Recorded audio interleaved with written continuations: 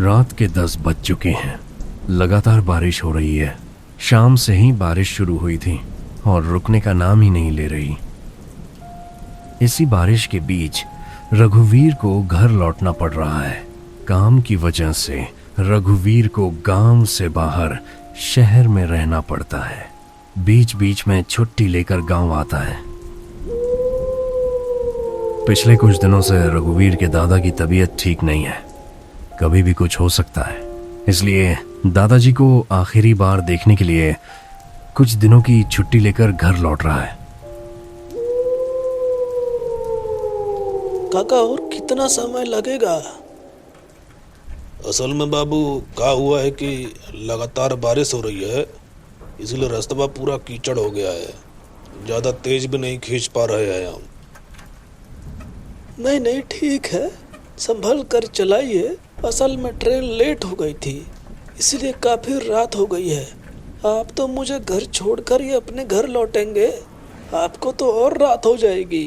ऊपर से ये रास्ता भी पूरा सुनसान है। बारिश की वजह से रास्ता पूरा कीचड़ बन चुका है। रिक्शा आगे बढ़ने का नाम ही नहीं ले रहा। रास्ते के दोनों तरफ जंगल से कुछ सियारों की आवाज आ रही है। सामने ही कजरौली गांव का शमशान है और इसी शमशान को पार करके रघुवीर को गांव में घुसना होगा।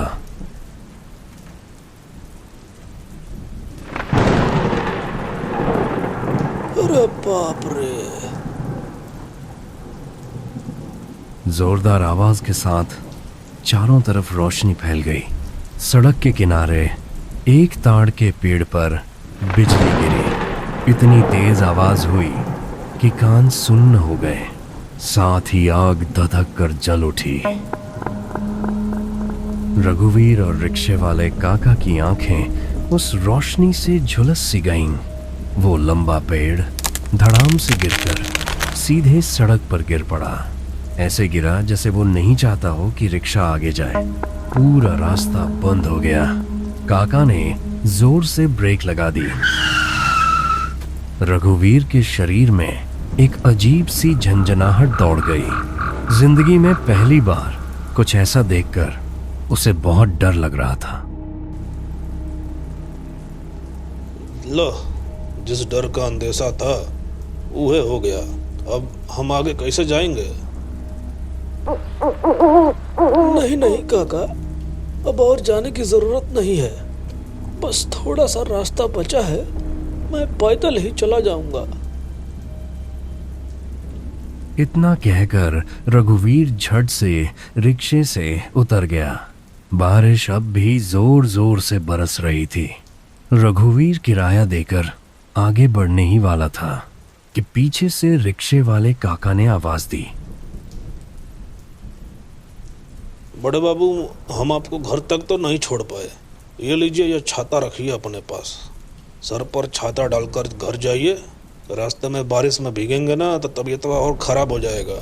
वैसे भी बहुत ज़्यादा ठंड है, ऊपर से ही बारिशवा अलग ही दिमाग ख़राब कर रहा है। लेकिन आप तो खुद भी भीग रहे हैं और मैं आपको ये छाता वापस कैसे करूंगा? अरे बड़का बाबू, असल में बात ये है ना, बारिशवा में भीगना हमारा आदत है। बस इस छाता को रखिए, जब आप दोबारा कभी स्टेशन आएंगे तब हमको दे दीजिएगा। और एक और बात, आगे ध्यान से जाइएगा, काहे कि अगवा शमशान भी है। कोई अगर पीछे से आवाज़ पुकारे ना तब ध्यान मत दीजिएगा। चुपचाप आप अपने घर की तरफ चलते बनिएगा। अरे ठीक है काका, मैं इतना भूत प्रेत में विश्वास नहीं करता हूँ। मेरी चिंता मत करिए, मैं ठीक से घर चला जाऊंगा। आप सावधानी से घर जाइए, आपको काफी देर हो रही है।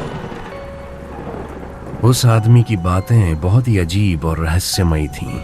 उसकी बातें सुनकर रघुवीर के मन में कहीं न कहीं एक अजीब सी बेचैनी होने लगी।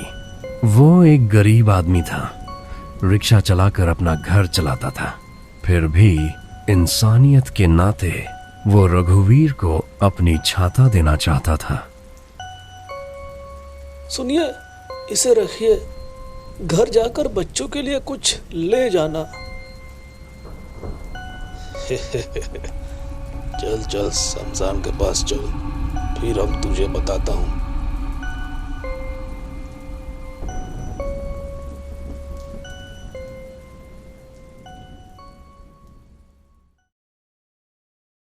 रघुवीर छाता लेकर चलना शुरू किया। रात तो हो ही चुकी थी और अब और देर होने वाली थी।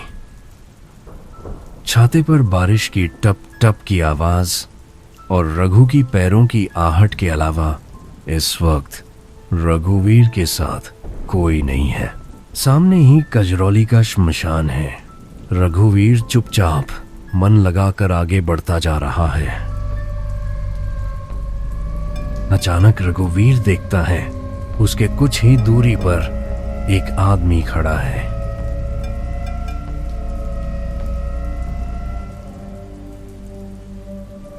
इस रात के समय यहाँ खड़े खड़े बारिश में क्यों भीग रहे हो? कौन हो तुम? ओए, सुन रहे हो कि नहीं? रघुवीर उस आदमी के पास आगे बढ़ता है, लेकिन तभी अचानक वो आदमी जैसे हवा में गायब हो गया।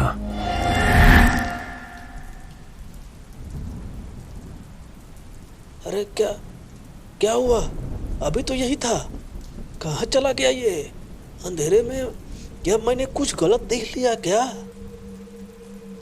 बारिश अब काफी हद तक थम चुकी थी। अपनी आंखों से इतनी बड़ी गलती देखकर रघुवीर का शरीर सिहर उठा। तभी पीछे से कोई रघुवीर का नाम लेकर बोल उठा। रघुवीर, हे रघुवीर, रघुवीर, हे रघुवीर। कौन मैं? मुझे कौन पुकार रहा है? आवाज सुनकर रघुवीर का पूरा शरीर कांप उठा। पीछे मुड़कर देखा, वो वही रिक्शे वाला काका था। ये क्या? आप अभी तक घर नहीं गए? इस तरह मेरा पीछा क्यों कर रहे हैं? और आप मेरा नाम कैसे जानते हैं? असल में बड़े बाबू, हमारा पूरा मजदूरी अभी तक ठीक से मिला नहीं है। हम आपसे और कुछ चाहते हैं। इसका मतलब क्या है? आप कहना क्या चाहते हैं? रघुवीर का दिल अब जोर जोर से धड़क रहा था।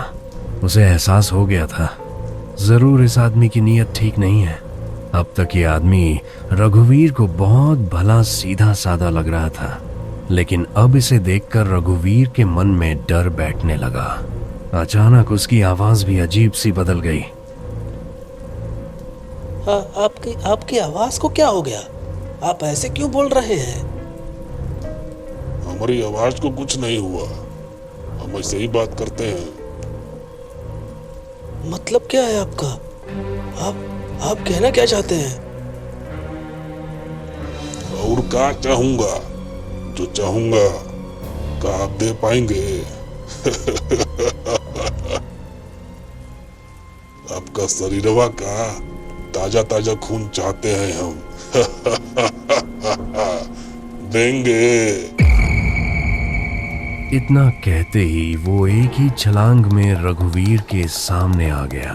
रिक्शे वाले की आंखें और चेहरा एकदम फीके पड़ गए। ऐसा लग रहा था जैसे उसने बहुत दिनों से कुछ खाया ही न हो। उसके शरीर की चमड़ी रघुवीर की आंखों के सामने सड़ गल कर गिरने लगी।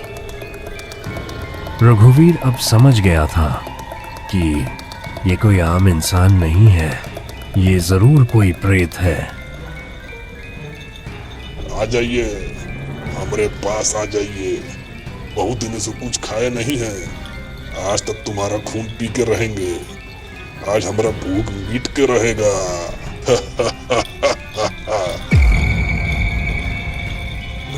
मैं क्या करूं? कुछ समझ नहीं पा रहा हूं। ये सब क्या हो रहा है? जान बचाने के लिए रघुवीर दौड़ने लगा। किधर जाना है? रघुवीर को कुछ भी समझ नहीं आ रहा था। कीचड़ में पैर फिसलते हुए रघुवीर बेतहाशा दौड़ रहा था। पीछे मुड़कर देखा, वो प्रेत रघुवीर का पीछा कर रहा है। वही डरावना चेहरा जिसके मुंह से खून टपक रहा था।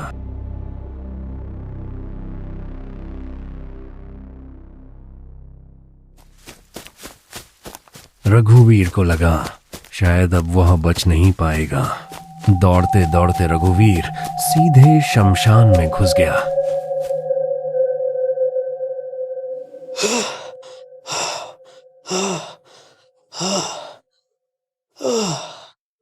हे भगवान, बचा लो। मैं किस मुसीबत में फंस गया हूं।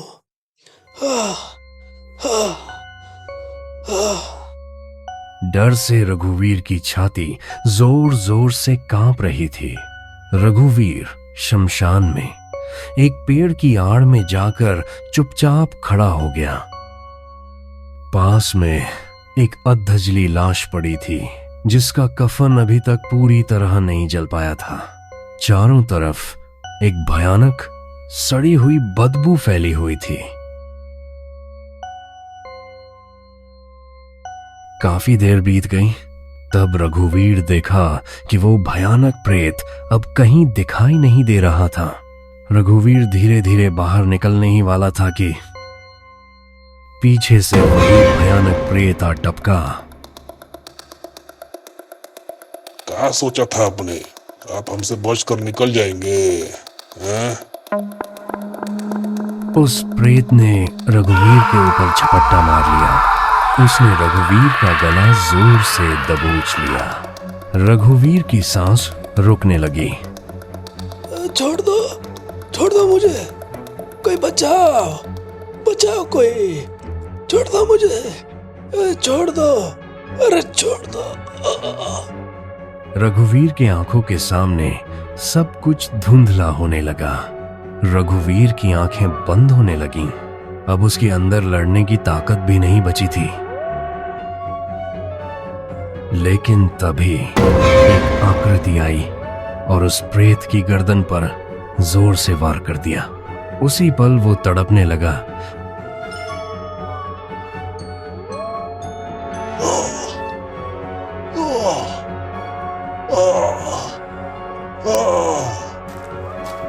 उनकी चीखों से पूरा माहौल कांप उठा। रघुवीर ने देखा एक प्रेत उस पिशाच का गला दबाकर उसे हवा में उठाए हुए है।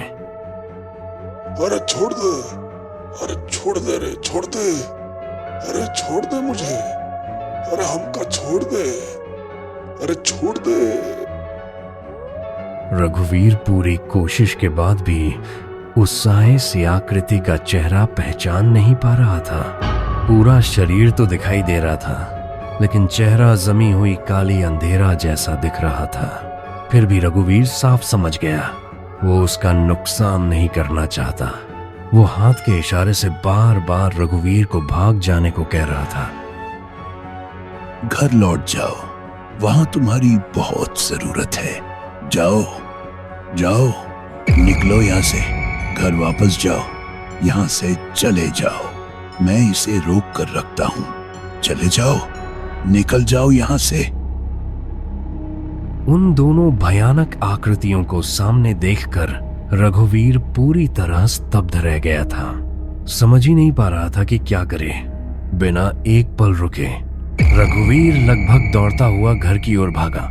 घर पहुंचकर उसने देखा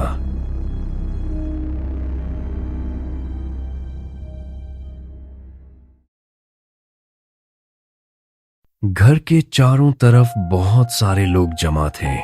सामने एक चिता सजी हुई थी। दादी आंगन में बैठी थी, लगातार फूट फूट कर रो रही थी। और वहीं रघुवीर के दादा निश्चल पड़े हुए थे। रघुवीर को समझने में जरा भी देर नहीं लगी कि उसके दादू पहले से ही जान गए थे कि रघुवीर किसी खतरे में था। और शमशान में वहां रघुवीर के दादा ही थे जिन्होंने उस पिशाच के हाथों से रघुवीर की जान बचाई। रघुवीर का मन बहुत भारी हो गया। जिंदा रहते वो उन्हें एक घूंट पानी तक नहीं पिला पाया। अरे बाप रे, तू आ गया। तेरे दादू तो तभी से तुझे देखने के लिए बेचैन थे। बार बार कह रहे थे रघुवीर बहुत खतरे में है, रघुवीर बहुत खतरे में है। कहते कहते ही वो चल बसे।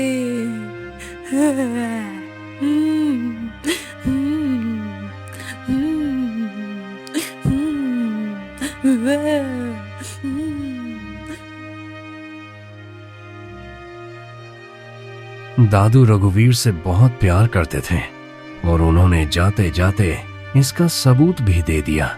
अचानक रघुवीर की नजर दूर एक आम के पेड़ पर पड़ी। उसने देखा अंधेरे में एक आकृति चमक रही थी। रघुवीर को समझने में देर नहीं लगी। वो और कोई नहीं बल्कि वो उसके दादू थे। रघुवीर समझ गया उसके दादू मरे नहीं हैं बल्कि हमेशा उसके साथ हैं।